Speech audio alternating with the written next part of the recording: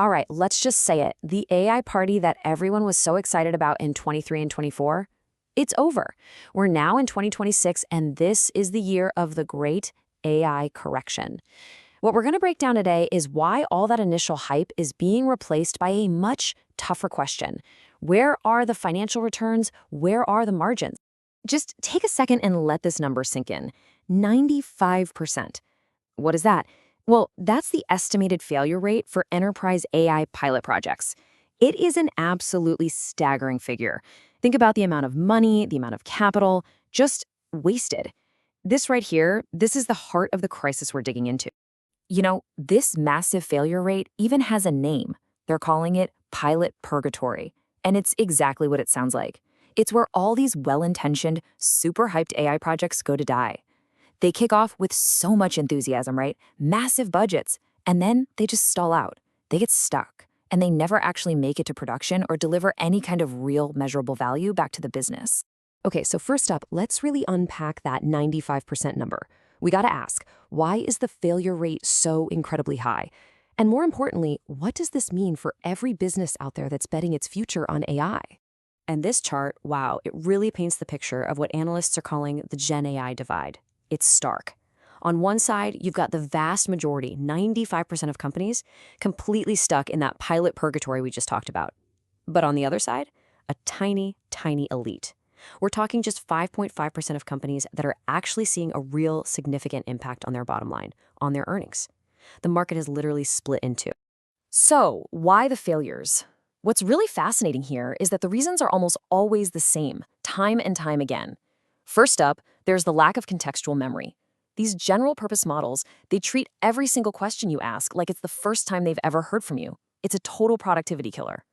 Second, you have these brittle workflows. So many companies just slap a chatbot interface on top of a broken, inefficient human process. It's like putting lipstick on a pig. It solves nothing. And finally, my favorite, the science project syndrome.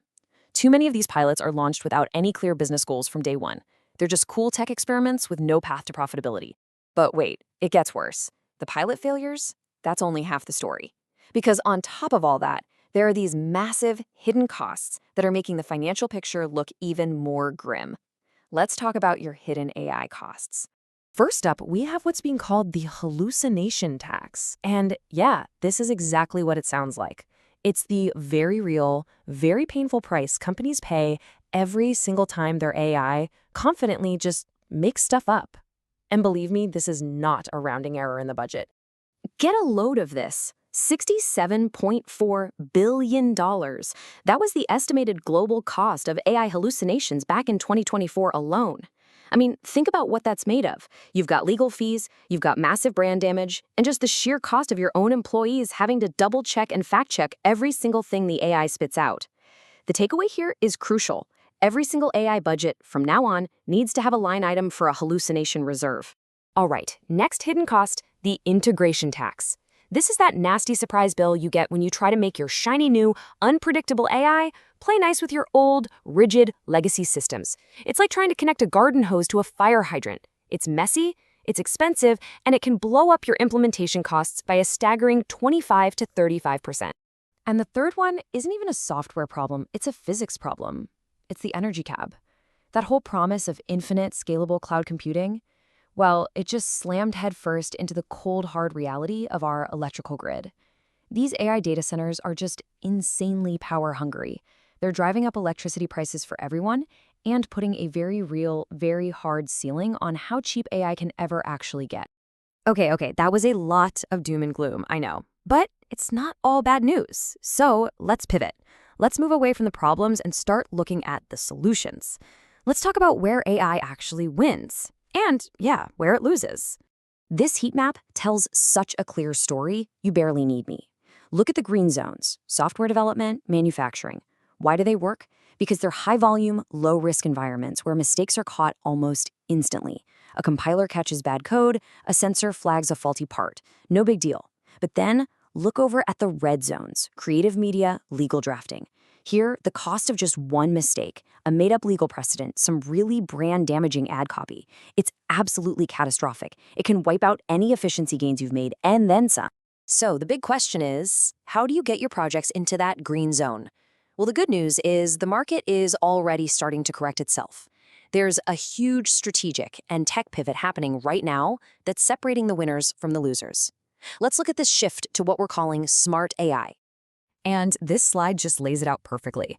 The whole bigger is always better mindset that defined the early days of AI, that's going away. We're seeing a massive pivot from these giant, expensive large language models, the LLMs, over to small language models, or SLMs. The difference is huge. Instead of being trained on the entire internet, they're trained on your specific private data. They're cheaper, way more efficient, and for specific business tasks, they're often way more accurate. This shift to smaller models unlocks a really powerful economic strategy called model distillation. It's actually a pretty simple idea. Think of it like this. You have a big, expensive teacher model, like a GPT-4. You only pay its high price once to teach a smaller, more efficient student model how to do one specific task really well. Then you deploy that cheap little student model millions of times in your actual product. The result? You completely break the link between how much you use AI and how big your cloud bill gets. It's a game changer. And the final piece of this strategic puzzle is what's called agentic AI. The focus is shifting away from AI that just generates stuff, text, images, to AI that can actually do stuff. AI that can execute multi-step tasks. So think about an autonomous agent that can say, go find an invoice, pull up the original purchase order, see there's a mismatch, and then fire off an email to the vendor to sort it out. We're moving from content creation to actual action. Okay, so let's put all these pieces together. What does this all mean for you? Here's the new playbook for actually getting a return on your investment in AI. This is the new mandate for 2026. It's pretty straightforward. First, audit every single one of your AI pilots. Be ruthless. If it's not delivering significant impact, kill it. Second, mandate small language models. Make small language models the default choice and force teams to justify why they need a big, expensive one. Third, you have to formally build that hallucination tax, that cost of verification, into every single business case. And finally, and this might be the most important, start treating your data governance like a capital improvement project. Because clean, AI-ready data is the only real competitive advantage you have left. So what does this all boil down to? It's simple, really. The era of throwing money at speculative AI science projects is officially over. For every CEO, every CFO out there, the new mantra is right here on the screen. Stop paying for potential, start paying for performance. And that really leaves us with one final, crucial question that you need to take back to your own organization. When you look at your AI strategy through this new, colder lens of reality, you have to be honest with yourself. Is your AI investment an asset that's actually creating value? Or is it slowly but surely becoming a very expensive liability?